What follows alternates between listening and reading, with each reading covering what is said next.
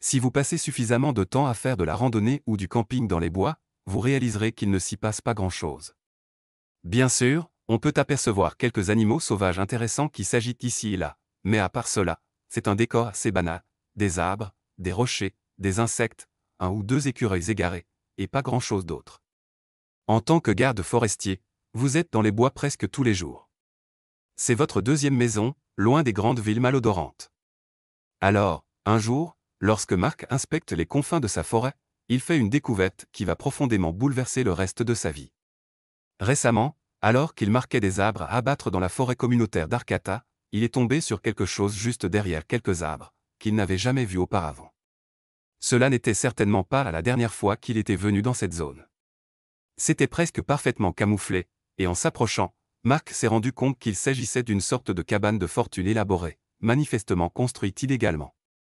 Il n'était pas certain de ce qu'il allait trouver à l'intérieur. La cabane se trouvait dans l'un des endroits les plus isolés de la forêt d'Arcata. Mark n'avait pas exploré cette zone depuis l'époque où il n'était encore qu'un technicien forestier. De toute évidence, celui qui avait construit cela ne s'attendait pas à être découvert. La première chose que Mark remarqua fut la qualité de la construction. De temps en temps, les gardes trouvent des débris assemblés par des personnes cherchant un abri, mais cette structure-là n'avait rien d'improvisé. Elle avait été soigneusement planifiée. La cabane faisait environ 2,5 mètres par 3,5 mètres et environ 4,5 mètres de haut. Elle avait un toit en pente, un porche avant avec auvent, et des murs en contreplaqué recouverts de bâches. Elle reposait même sur une fondation en béton solide. Mark supposa que c'était l'isolement du lieu qui avait permis la construction de la cabane. Je ne l'ai vu que lorsque j'étais à moins de 4 mètres, expliqua-t-il. C'est l'endroit idéal pour passer inaperçu. Ce qui rendait la cabane encore plus mystérieuse, c'était l'absence totale de sentiers menant à elle. Mark remarqua aussi qu'il n'y avait aucun signe de dégradation de l'environnement ou de déchets, chose rare dans ce genre de cas. La personne qui vivait là semblait clairement respecter la nature. Mark décida d'appeler les techniciens forestiers Javier Nogra et Nick Manfredonia pour l'aider, ainsi que la garde forestière Heidi Geman. Ils retournèrent ensemble sur les lieux pour explorer l'intérieur. Lorsqu'ils coupèrent le cadenas et ouvrirent les portes, ils ne savaient pas du tout à quoi s'attendre. Heidi entra la première, arme au poing, en criant « Police d'Arcata ». Mais personne ne répondit. Bientôt, le groupe fouilla l'intérieur pour tenter de comprendre à qui appartenait l'endroit. Ils remarquèrent rapidement que les lieux étaient très bien tenus. Dans la pièce principale, qui faisait office de salon et cuisine, des produits d'entretien et des conserves étaient soigneusement rangés sur des étagères fixées au mur. À bien des égards, tout semblait ordinaire. Pourtant, il restait encore à explorer. À côté d'un fauteuil à bascule, une bouilloire reposait sur une table basse. En face du fauteuil, un poêle à bois ventru trônait. La personne qui vivait là ne semblait pas en situation de grande précarité. Dans un autre coin de la cabane, une petite bibliothèque était fixée au mur. Elle contenait divers ouvrages, dont Attrape-moi si tu peux et les plantes médicinales de l'Ouest Pacifique. Les gardes commencèrent alors à suspecter qu'il s'agissait d'une personne âgée. D'autres objets, comme une pile de cassettes audio, appuyaient cette théorie.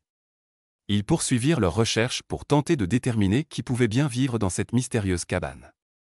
Ils trouvèrent aussi une liste manuscrite de choses à faire et à acheter, qui leur donna quelques indices supplémentaires. Cette liste, datée, mentionnait des tâches telles que construire un banc, prolonger le mur de broussailles, assaisonner les poêles en fonte, acheter un collet de poêle, et acheter des pinces. Près du poêle, ils trouvèrent également un exemplaire du journal Limberjack de l'Université d'État de Humboldt, daté de mars. Entre la liste et le journal, l'équipe commença à reconstituer une chronologie de l'occupation de la cabane. Bien qu'ils aient trouvé 2 permis de conduire, chacun portait un nom différent, et ils ne permirent pas d'identifier clairement l'occupant. Ils supposèrent simplement que la personne venait y séjourner de façon saisonnière. Comme camper sur une propriété publique est illégal, même si la personne respecte l'environnement, et que la cabane se trouvait sur une réserve naturelle, l'équipe laissa un avis d'expulsion. C'est à ce moment-là que les choses devinrent vraiment étranges. Lorsque les autorités revinrent sur les lieux quelque temps plus tard, la cabane avait été complètement démontée. Il ne restait qu'un symbole de squatteur dessiné au charbon de bois là où elle se trouvait.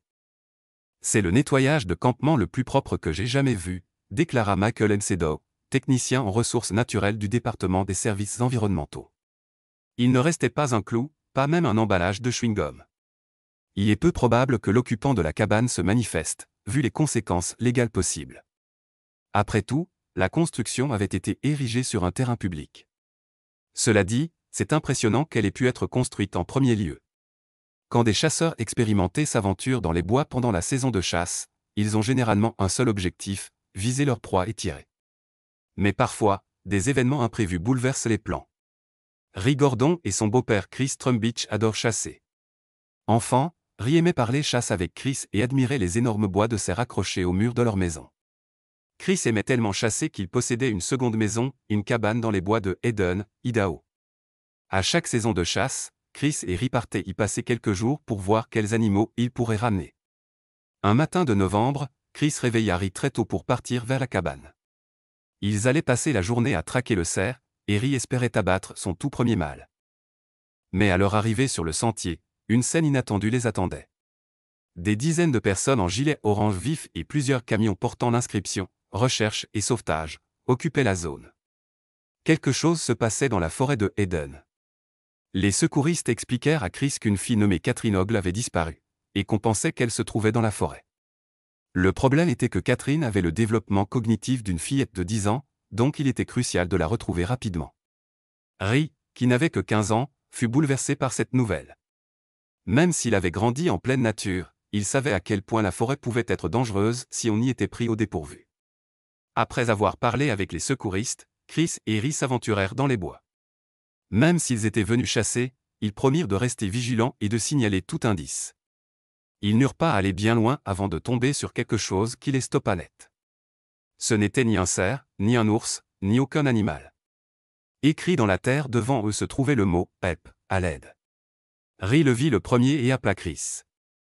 Les deux hommes regardèrent les lettres, essayant de comprendre ce que cela pouvait signifier. Honnêtement, cela les troubla. Avec ses décennies d'expérience, Chris pensa d'abord qu'il s'agissait d'un message laissé par des chasseurs ayant besoin d'aide pour transporter un animal trop lourd. Mais Ry avait une autre théorie. Peut-être, supposa-t-il, que c'était Catherine qui l'avait écrit. En expliquant cela à son beau-père, Chris devint inquiet. Ry avait probablement raison. Catherine avait peut-être eu la présence d'esprit de laisser un indice. Chris et Ry retournèrent immédiatement avertir l'équipe de secours.